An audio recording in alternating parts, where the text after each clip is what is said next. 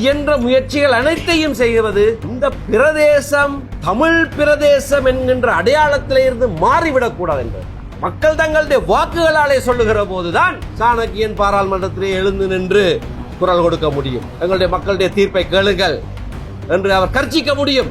வடக்கிலேயும் கிழக்கிலேயும் ஜனாதிபதி தேர்தலிலே அவர்களுக்கு மக்கள் வாக்களிக்கவில்லை. அனுரகுமார திசாநாயக்காவுக்கு வாக்களிக்கவில்லை. அவர் வடக்கு கிழக்கிலே இருக்கிற சகல தேர்தல் மாவட்டங்களிலேயும் அவர் தோற்றவர்.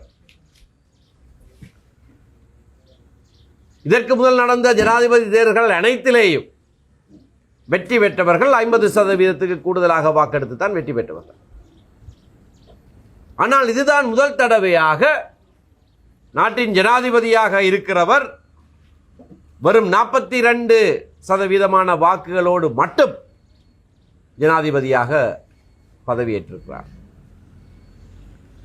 அப்படியாக வடக்கு கிழக்கு மக்களுடைய ஆதரவு இல்லாமல் 50% விட மிக குறைந்த அளவு வாக்கெடுத்தும் ஜனாதிபதியானவர்.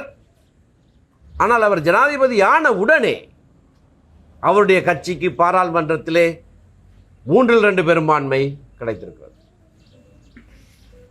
இந்த பாராளுமன்ற முறையிலே என்ன விதமாகவும் கூட 3/2 பெரும்பான்மை எவருமே எடுக்க முடியாது என்று இந்த சூழ்நிலையிலேயும் கூட அப்படியான ஒரு பெரும்பான்மை முதல் தடவையாக ஒரு தேர்தலிலேயே கிடைத்திருக்கிறது.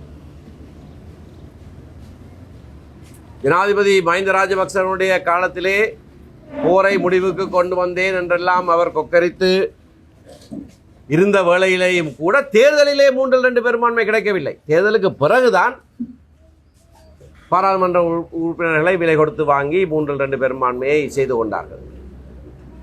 கோட்டாபய ராஜபக்ச ஜனாதிபதியாக இருந்த போதும் 3/2 பெரும்பான்மை தேர்தலிலே கிடைக்கவில்லை. அதுக்கு பிறகுதான் அதை சரிப்படுத்தி கொண்டார்கள். ஆனால் மிக சொற்ப அளவிலான சரித்திரத்திலேயே மிக சொற்பளவான சதவீதத்திலே ஜனாதிபதியாக வந்தவர். அவர் ஜனாதிபதியாக பதவியேற்ற உடனேயே பொது தேர்தலிலேயே அதுக்கு முன்னைய பாராளுமன்றத்தில் 3 உறுப்பினர்கள் வெறும் 3 உறுப்பினர்கள் 159 உறுப்பினர்களாக கூடியிருக்கிறது. நான் பாராளுமன்றத்தில் இருந்த 3 பாராளுமன்ற காலங்களிலேயும் அவர்கள் எங்களுக்கு அடுத்த ஒரு அணியாகத்தான் இருந்தார். 14 பாராளுமன்ற உறுப்பினர்களோடு 2010ஆம் ஆண்டு நாங்கள் இருந்தோம். அவர்களிடத்திலே 6 உறுப்பினர்கள் இருந்தார். 2015ஆம் ஆண்டுல இருந்து 20ஆம் ஆண்டு வரைக்கும் எங்களுக்கு 16 உறுப்பினர்கள் இருந்தபோது அவர்களுக்கு 6 உறுப்பினர்கள். 2020க்கு பிறகு எங்களுக்கு 10 உறுப்பினர்கள் இருந்தபோது அவர்களுக்கு 3 உறுப்பினர்கள். சம்பந்தன் ஐயா எதிர்க்கட்சி தலைவராக இருந்தபோது எங்களுக்கு 16 உறுப்பினர்கள். எதிர்க்கட்சியினுடைய பிரதம கொறடா பதவியும் எங்களுடைய கட்சிக்குத்தான் இருந்திருக்க வேண்டும். ஆனால் அதை அவர்களோடு நாங்கள் பகிர்ந்து கொண்டோம். 6 உறுப்பினர்கள் அவர்களுக்கு இருந்தார்கள். அந்த பதவியை நாங்கள் அனுரகுமார திசாநாயக்காவுக்கு நாங்களே கொடுத்தோம். எதிர்க்கட்சிக்கு 2 பதவி தான் இருக்கு. ஒன்று எதிர்க்கட்சி தலைவர், மற்றது எதிர்க்கட்சியினுடைய பிரதம கொறடா. நாங்களாகவே அவருக்கு அதை கொடுத்திருந்தோம். அப்படியாக இருந்தவர்கள், எங்களுக்கு அடுத்த நிலையிலே இருந்து நாங்கள் கொடுத்த பதவிகளை எடுத்து வைத்திருந்தவர்கள் இன்றைக்கு நாட்டை ஆட்சி செய்கிறார்கள். எப்படியாக? பாராளுமன்றத்திலே 3/2 பெரும்பான்மையோடு ஆட்சி செய்கிறார்கள். தேர்தலிலே கிடைத்த வெற்றியை வைத்து 3/2 பெரும்பான்மையோடு ஆட்சி செய்கிறார்கள். மக்களுக்கு, நாடு பூராக மக்களுக்கு ஊழல், துஷ்பிரயோகங்கள், அதிகார துஷ்பிரயோகங்கள் என்று மாறி மாறி ஆட்சி செய்த தரப்பினர் மீது வெறுப்பு இருந்தது, இன்னும் இருக்கிறது. அதனால்தான் மக்கள் போராட்டமே நடந்தது. அறகலை என்று அவர்கள் சிங்களத்திலே சொன்ன மக்கள் போராட்டம் நடந்தது. அதுக்காக அடிப்படையிலே ஒரு மாற்றம் வேண்டும், இந்த பழைய கட்சிகள் எல்லாம் போய்விட வேண்டும் என்ற ஒரு ஆர்ப்பாட்டம். ஆகவே அனுரகுமார திசாநாயக்க ஏதோ 42% எடுத்தாலும் கூட ஜனாதிபதியாக வந்த உடனே மாற்றம் வருகிறது, மாற்றம் வருகிறது, வந்துவிட்டது, இவர்களுக்கே கொடுப்போம் என்ற எதிர்பார்ப்பிலே அவர்களுக்கு ஆட்சியை 3-2 பெரும்பான்மையோடு நாட்டு மக்கள் கொடுத்து விட்டார். வடக்கிலேயும் இதுதான் துரதிர்ஷ்டவசமான ஒரு விடயம். கிழக்கு தப்பிவிட்டது. கௌரவ பாராளுமன்ற உறுப்பினர் சாணக்கியனுடைய தனி முயற்சியினாலே கிடைத்த வாக்குகளை பார்த்தால் தெரியும். அது அவருடைய தனி முயற்சியினாலே கிழக்கு தப்பி பிழைத்திருக்கிறது. மட்டக்களப்பு மாவட்டம் ஒரு மாவட்டம் மட்டும்தான் கடந்த பாராளுமன்ற தேர்தலிலே தேசிய மக்கள் சக்தி வெல்லவில்லை, நாங்கள் வென்றிருக்கோம். ஆனால் துரதிர்ஷ்டவசமாக வடக்கிலே இருக்கிற 2 தேர்தல் தொகுதிகளிலேயும், யாழ்ப்பாண தேர்தல் தொகுதியிலும் வன்னி தேர்தல் தொகுதியிலேயும் அவர்கள் வெற்றி பெற்றிருக்கிறார்கள். யாழ்ப்பாண தேர்தல் தொகுதியிலே அவர்களுக்கு கிடைத்தது 25% வாக்குகள் தான். ஆனால் எங்களுக்கு அதை விட குறைவாக கிடைத்தது. அதனாலே அவர்களுக்கு 3 பாராளுமன்ற உறுப்பினர். எப்படியான முடிவு பாராளுமன்ற தேர்தலிலே வந்திருந்தாலும் கூட இன்றைக்கும் பாராளுமன்றத்திலே 3வது பெரிய கட்சியாக இருப்பது இலங்கை தமிழரசு கட்சி தான். 3வது பெரிய, அதாவது எதிர்கட்சியிலே 2வது பெரிய கட்சியாக இருப்பது இலங்கை தமிழரசு கட்சி தான். அது மட்டுமல்ல, வடக்கு கிழக்கிலே இருக்கிற சகல பாராளுமன்ற தேர்தல் தொகுதிகளிலே இருந்தும் தமிழ் பிரதிநிதிகளை கொடுத்திருக்கிற தமிழ் கட்சி இலங்கை தமிழரசு கட்சி மட்டும்தான்.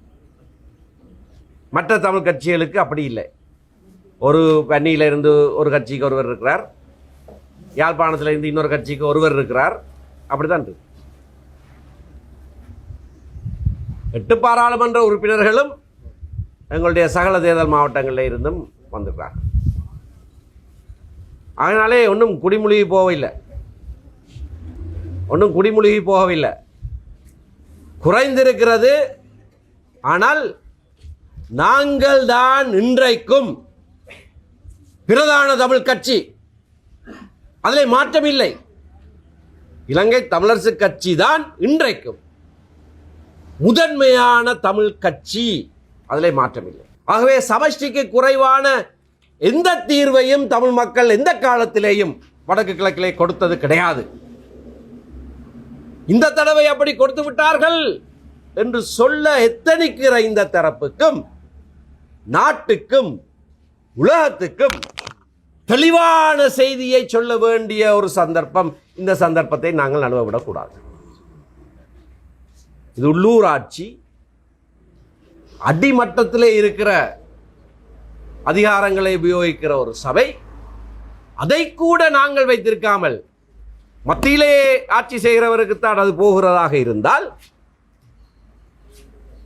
அது பாரதூரமான விளைவுகளை எங்களுடைய அரசியல் வாழ்க்கையிலே ஏற்படுத்தும். ஆகையால் தான் வேட்பாளர்களும் செயற்பாட்டாளர்களும் மற்றவர்களும் இந்த கடைசி சில நாட்களுக்குள்ளே தான் மக்களோடு உரையாடி அவர்களை எங்களுக்கு வாக்களிக்க செய்கிற போது மக்களுக்கு பல பல பிரச்சனைகள் இருக்கும். குப்பையாற்றுறதை பற்றி இருக்கும், வடிகால்களை பற்றினதாக இருக்கும், பஸ் ஸ்டாண்டு இங்கே இல்லை நாங்கள் இருக்கிறதாக இருக்கும், அந்த ரயில்வே கடவை பிள்ளைகள் க்ராஸ் பண்ணுறதை பற்றி ஒரு பிரச்சனை இருக்குது. நான் அதில் அந்த வழக்கில் வந்து பார்த்தேன், எல்லாம் இருக்குது.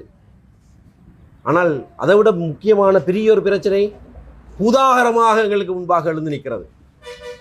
அது வவுனியா வடக்கு போன்ற ஒரு பிரதேச சபையிலே தான் அந்த ஆபத்து கூடுதலாக இருக்கிறது.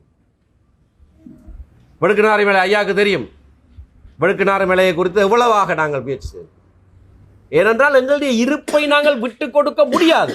இறுதியிலே அவர் கேட்டுக்கொண்டிருக்கிறார், அந்த நீதிமன்ற தீர்ப்பு சொல்லி இன்னும் அதை எடுத்து கொடுக்க முடியலை. ஆனால் இறுதியிலே நாங்கள் வென்றிருக்கிறோம். உச்ச நீதிமன்றத்தில் நாங்கள் வென்றிருக்கிறோம்.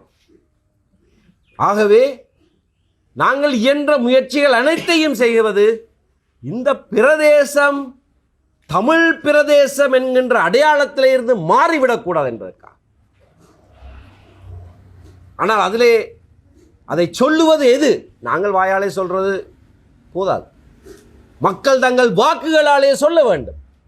மக்கள் தங்களுடைய வாக்குகளாலே சொல்லுகிற போதுதான் சாணக்கியன் பாராளுமன்றத்திலே எழுந்து நின்று குரல் கொடுக்க முடியும். எங்களுடைய மக்களுடைய தீர்ப்பை கேளுங்கள் என்று அவர் கர்ச்சிக்க முடியும். மக்களுடைய தீர்ப்பு இல்லாவிட்டால் அவர் மட்டக்களவு மட்டும் தான் பேசிட்டு போக வேண்டியிருக்கு. ஆகையினால இந்த கர்ச்சனையை வடக்கிலேயும் நோக்கினதாக, வடக்கிலே இருந்தும் வருவதாக இருக்க வேண்டுமாக இருந்தால் இங்கே இருக்கிற வாக்காளர்கள் தான் அந்த உந்துதலை அவருக்கு கொடுக்க வேண்டும். அப்பொழுதுதான் அங்கே நின்று அவர்களுக்கு புரிகிற அவர்களுடைய பாஷையிலேயே அவர் சொல்லக்கூடியதாக இருக்கு. நீங்கள் ஒன்றும் பாராட்ட முடியாது, இது எங்களுடைய பிரதேசம், எங்களுடைய மக்கள் தெளிவாக சொல்லியிருக்கிறார்கள் என்று சொல்லக்கூடியதாக.